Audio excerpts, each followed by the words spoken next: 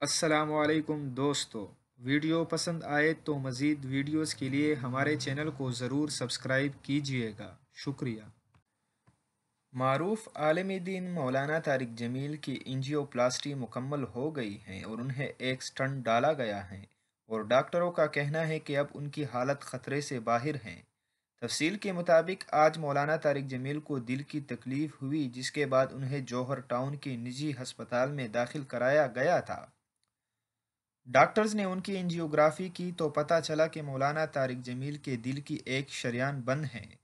Doctors نے مولانا طارق جمیل کو ایک سٹنٹ ڈال کر شریان کو کھول دیا اور اب ان کی حالت خطرے سے باہر ہے۔